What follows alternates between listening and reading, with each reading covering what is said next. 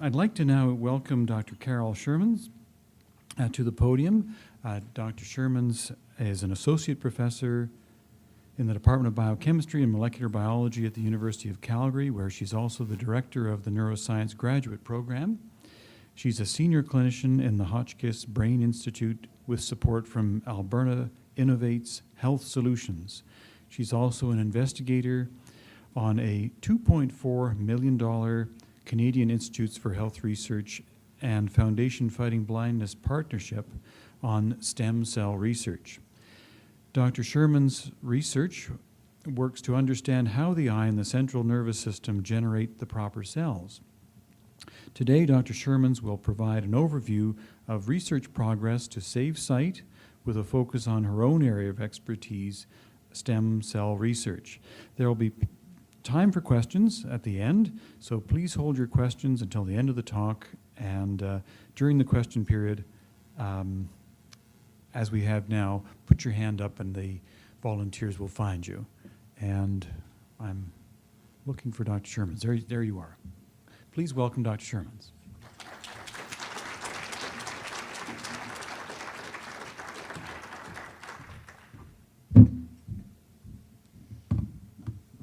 So Ben, you're not the only one who needs notes, so I've also brought up notes here. So I want to start by thanking the Foundation Fighting Blindness for inviting me to this event. I have very few opportunities to actually interact with the public, and I find it very inspirational to see how our research is actually helping people, and instead of just being sort of focused on the details that we have to deal with on a daily basis in the lab.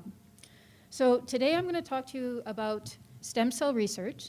And when I prepared my talk today, I actually started with a talk that I had 2 years ago. And I would have thought that maybe I could just recycle and reuse the same talk.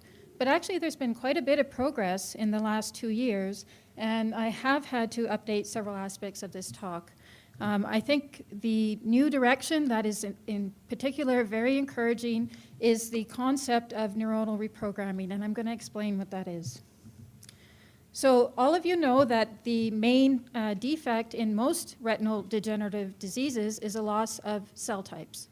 And the main cell types that you lose that are functionally important are the photoreceptors. And another cell type that's very important is the retinal pigmented epithelium that Yves Sauvé and others spoke about. So these are the two types of cells that we want to replace. And when we talk about replacing cells, there are several different types of strategies that we can use to approach this question. So the therapeutic strategies include, first, to slow down the progression of the disease. And one of the ways that you can do this is actually to replace RPE cells.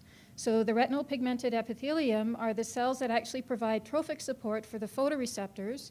And by replacing these RPE cells in certain diseases, you can actually slow down the progress of retinal degeneration and maintain the health of your underlying photoreceptors. The other way that you can approach this is to actually replace the photoreceptors themselves. And this is my main focus of research. And basically what I try to address is how different cell types acquire their appropriate identities. And I look at this in development, but more recently I'm starting to look at this from a regenerative perspective. So some of you might ask, why not just transplant retina? So why can't you just have a retinal transplant in the same way that you transplant a kidney, for example, or other organs? And in fact, if you think about it from a developmental perspective, if you were to take an early retina, the retina has what are called progenitor cells, which are akin to stem cells, but a little bit more specialized. And these cells actually have the potential to give rise to all of the different cell types in the retina. So there's 7 different types of cells in the retina. 2 of these are the rod and the cone photoreceptors. And while you can make all of these cells from retinal progenitor cells, there's obviously a limit in terms of the amount of donor tissue. So you would have to think, how could you find enough retinal stem cells that you could actually transplant an actual retina into a human patient? Another problem is that even in animal models where this type of approach has been used, there's very limited integration and functional improvement. So if you were just to take a retina, transplant it into a patient, the ability of this retina to actually integrate and to become functional is very limited. So we were kind of left with this problem for several years, and I would say the big breakthrough came in 2006. And what happened in 2006 is that a group from the States actually demonstrated that if you were to take photoreceptors at a particular developmental stage, so this would be at a stage when you've moved from a progenitor cell and you've started to become a photoreceptor, but you're not quite there yet, and you transplant these cells into a retina, they actually integrate very well. So what these are called are photoreceptor precursor cells. And when you think about how you make a photoreceptor, what you have to realize is that you go through several different steps. So you start with a stem cell, and a stem cell has the potential to give rise to all of the cells in your body. You take this multipotent cell, and then you have to go through sequential steps where you actually become restricted in terms of what your fate will be. And the way that this happens is by turning some genes on and some genes off. So what makes a stem cell different from a photoreceptor is that you have different genes on and off. So what this study in 2006 demonstrated is that there's a certain phase of differentiation through these different steps where these cells are very capable of integrating into the retina. So the question becomes, how do you actually isolate cells at this stage? How do you make them in the lab so that you have a source of cells that you can transplant? Okay, so we know what stage of transplantation we would have to take the cells from, but then what is the source of these cells? So the problem is that in these rodent studies in mouse, the stage of development that you would actually have to take these cells would be postnatal day 4. And what this actually corresponds to in humans would be a second trimester fetus. So obviously there's big ethical issues, limited supply, and it's not a viable source to collect these cells for retinal transplantation. So where I think the solution is going to come from is from something called cellular reprogramming. And I'll talk more about that. Okay, so what is the source of the cells that you can actually make these precursor cells for transplantation? And the source of cells that you've probably all heard of are stem cells. So what makes a stem cell a stem cell? Stem cells are characterized by their unspecialized phenotype. So essentially, they're not differentiated. They're a cell that has the potential to become any cell in your body. They can become skin, they can become neurons, they can become anything. Another important feature of a stem cell is that it can copy itself. So what that means is that it's continuously dividing, and it can give rise to more stem cells. So you can see where this is an important property if you want to generate a source of cells for transplantation. You need an ability of these cells to self-renew, to copy themselves over and over. The other important feature of a stem cell is their developmental potential. That's what we call it. And when I say that, what I mean is that they have the potential to give rise to different cell types. And the key is that we have to figure out what are these triggers that push cells down the photoreceptor pathway. Okay, so that's what a stem cell is. So we have two problems. One, we need to find a source of stem cells for regenerative therapies. And two, we have to figure out what are these pathways that we have to turn on to make these cells become photoreceptors. So I'm first going to talk about sources of stem cells. So there are both endogenous stem cells and endogenous stem cells within the retina, and then there's more multipotent stem cells, including embryonic stem cells. So I'm going to go through these different types of cells. So within the adult retina, there's two potential sources of endogenous stem cells, meaning that there are stem cells that reside in the retina of everybody in this room. And the one source of endogenous stem cells is in what's called the ciliary body, which is essentially at the periphery of each of your retinas. And the way that we know that these are stem cells is what we can do in the lab is we can isolate the very edges of your retina. We can culture them in the lab, and what we see is that they form balls. So they form balls of cells that are essentially self-renewing. So what this means is that a single cell can divide and divide and divide until you get a full ball of cells that have actually reproduced themselves. The other important feature of a stem cell, which I mentioned, is that these cells can then differentiate. And they can differentiate into different cell types, and under certain conditions can give rise to photoreceptors. Okay, so that's one source of stem cells that you all have in your eye. The other source of stem cells are what are called Mueller glia. So the 7 cell types in the eyes include 6 types of neuron and 1 type of glial cell, and the glial cell is called a Mueller glia.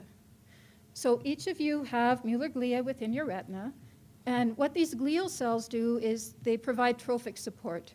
So basically they allow your neurons to survive and to grow and to be healthy. And these Mueller glia have been shown to have the capacity to de-differentiate. So when I say de-differentiate, what I mean is that you can take this population of cells that has a particular phenotype and you can move them back in developmental time. So you can put them in certain conditions in the lab and you can actually force them to go back to a stem cell state. So we can go backwards in time, we can make stem cells from Mueller glia, and then we can cause these stem cells to actually choose a different pathway. We can cause them to become photoreceptors instead of becoming Mueller glia. So these are 2 potential sources of endogenous stem cells that exist within your eye. The problem is, how do we mobilize them? So the problem is that they're quiescent, meaning that normally they do not actually proliferate, and it's only when we take them out and put them in the tissue culture dish that we can actually stimulate them to grow and differentiate into other cell types. So as of yet, there's no good method that we have to tell these stem cells that exist in your eye to actually differentiate into photoreceptors. Okay, so if we can't use the endogenous stem cells, what else can we use? And I'm sure that many of you in the room have heard of something that's called embryonic stem cells. So embryonic stem cells are taken from very, very early embryos, and they're taken at a stage before any decisions have been made with respect to what type of cell that they will differentiate into. So basically, these cells have the capacity to become anything in your body. So we can collect these from rodent models, and also there are now human embryonic stem cell lines, and we can grow them in the lab. We can basically generate large quantities, and then we can try to differentiate them into different cell types. So what this means is that they're actually pluripotent. So how do we actually force them to choose a different specific type of differentiation pathway? And in particular, how do we take a stem cell and make it turn into a photoreceptor?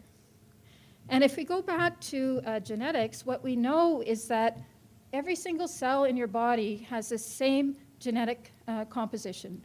So basically, your skin cells and your retinal cells all have the same DNA.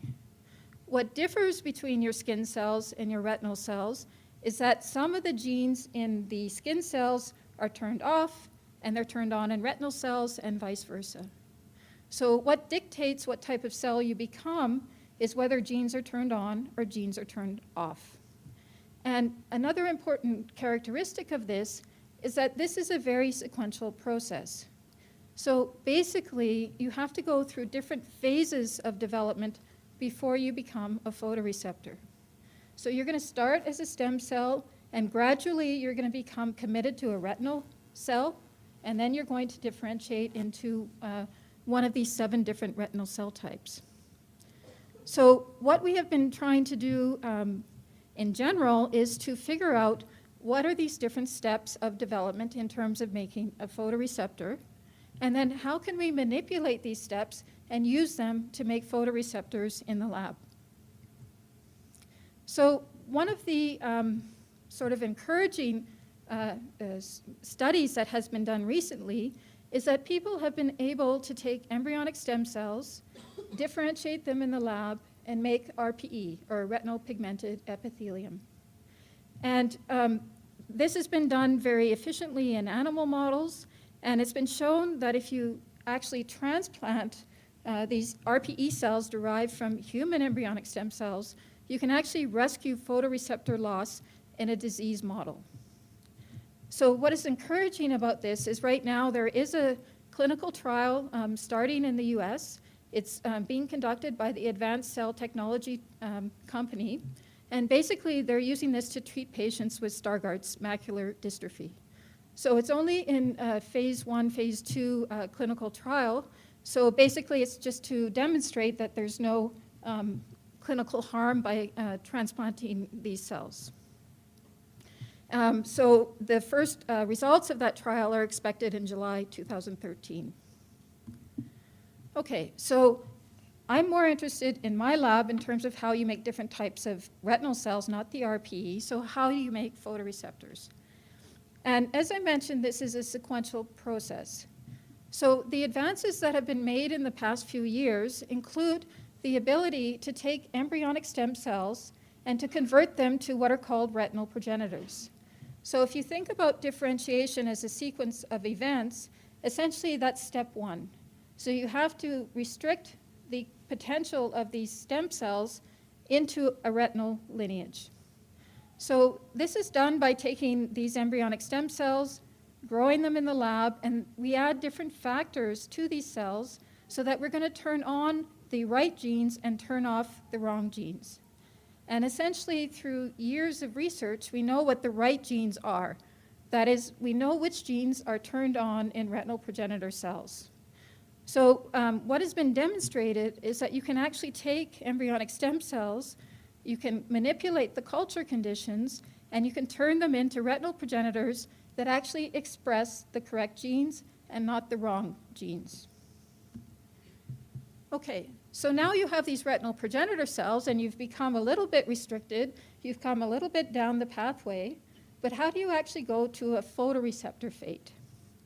So here again, we're talking about a different question. We're talking about fate restriction, becoming a photoreceptor once you're already a retinal progenitor. And I would say that this is one of the stumbling blocks right now. So for example, once we have these retinal progenitor cells and we try to make them become photoreceptors, our success rates are at about 0.5%. So what that means is that 99% of the cells in the media actually stay as retinal progenitors or other cell types and don't become photoreceptors. So what is the answer to this? And I think one of the sort of new things that people are trying to do is to actually take all of these genes that we know are turned on in development and turn them on artificially in these retinal progenitors so that we can actually make photoreceptors. So one of the genes that is critical to making a photoreceptor is called CRX. It doesn't really matter what CRX is, but what it does is that it actually turns on all of the downstream genes that make you a photoreceptor. So what people have done is to take these retinal progenitor cells to artificially turn on this gene CRX, and lo and behold, you actually increase the number of photoreceptors that you get from 0.5% to 21%. So that's a huge increase and sort of one of the first steps that is required to actually take retinal progenitor cells and make photoreceptors. So I find this very encouraging, but the problem with stem cell as stem cells in general as a source of transplanted cells is that obviously when you transplant stem cells, if you don't have 100% differentiation, you always have those cells that are continuing to divide and which can actually give rise to cell types that you don't want. So one of the challenges of using stem cells is to get 100% purity of differentiation into the cell type that you actually want. So in this instance, into a photoreceptor. And if you don't do that, when you transplant these cells, you can generate teratomas or tumors, for example. So where I think this field is going to go in the future is into the area of what is called neuronal reprogramming. And I want to talk about reprogramming in general. I don't know if people realized last week that the Nobel Prize in Medicine was awarded. It was awarded to two people. It was awarded to Shinya Yamanaka in Japan and to John Gurdon, who is in the UK. And basically, what they have pioneered are ways in which we can take differentiated cells and turn them back into stem cells. So what this actually means is that you can take cells from your skin, you can take these cells that are already differentiated, and you can convert them back to a stem cell phenotype. So the way that they do this is by expressing different factors, turning different genes on, and then this will actually shut down the differentiated phenotype. So why I think this is actually important with respect to photoreceptor induction in the lab is that people have more recently taken this one step further. So what people are doing now is something that's called directed reprogramming. So rather than taking a differentiated skin cell and going all the way back to a stem cell, they're actually taking skin cells and going directly to neurons. And if you can avoid the stem cell state, you can avoid the problems that come with actually transplanting stem cells. So there has been some progress in retinal reprogramming. What people have done is to take differentiated skin cells, including in Calgary. We've been working on this with Jeff Bernansky. And we can take these differentiated skin cells, and what we do is in an animal model, we have a line of mice in which we have green fluorescent protein only expressed in the eye, in the retina in particular. And we take the skin from these mice, and we plate it in culture, and we grow these cells out. So these skin cells do not express this green fluorescent protein, but by turning on the expression of certain factors within these cells, we've been able to turn this green protein on. So what that means is that we've been able to take skin cells and convert them back to a retinal progenitor state. So the next step that we're working on is to actually take these retinal progenitors and try to make them become photoreceptors. Okay, so if we were to summarize where we are right now, while you can take stem cells from a retina in a lab model, or you can take them from the embryonic brain, the ability of these cells in general to engraft when transplanted into adult retinas is not very efficient. In contrast, if you're able to collect photoreceptors that are at a particular stage in development before they're fully differentiated, these cells actually engraft very efficiently. So the goal that we have right now is to generate large quantities of what are called photoreceptor precursor cells that could very efficiently engraft when transplanted into a retina. So the way I think personally that this field is going is that we're going to go down the road of neuronal reprogramming, meaning that we are actively looking for the factors that we can turn on in skin cells, for example, to actually make these rod precursors or photoreceptor precursors in a culture dish in the lab. And then the next goal is to take these cells that we generate in the lab and to improve the methods that we use to actually transplant them into the retina. So I think there's some very obvious advantages of going down this route. One is, if you can imagine, if we were able to take your skin cells and make them into photoreceptors and then transplant them into your eye, you will not have the problem of immune rejection that you would have if you were to have stem cells from, say, a stem cell line. So basically, you could provide your own supply of transplanted tissue. While for some of you who have genetic disorders, these transplanted cells will have the same genetic mutation that you have, there's also the possibility that once you have these cells in culture, you can reintroduce a good copy of the gene that has been mutated. I think another obvious advantage of using these induced or directed differentiation approaches is that you have fewer ethical concerns. So you're not collecting stem cells from embryos, you're not using human fetuses through abortion or some of these issues that people have ethical concerns with. However, having said that, I still believe that in order to move forward towards therapy, we have to keep funding both research on embryonic stem cells from the embryo and from the adult, because I think the answer is going to sort of converge from both parallel pathways. So I think I just wanted to talk about a couple challenges in the future. So even if we are to make these photoreceptors in the dish, I think there's obviously major challenges in terms of actually transplanting them into the eye and having them survive and integrate.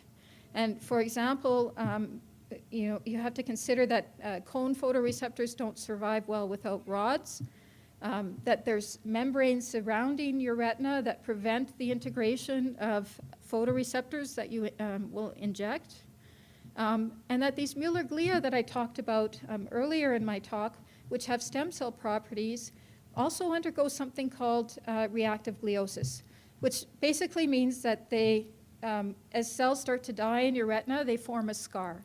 And this scar tissue actually prevents integration of new cells into the retina.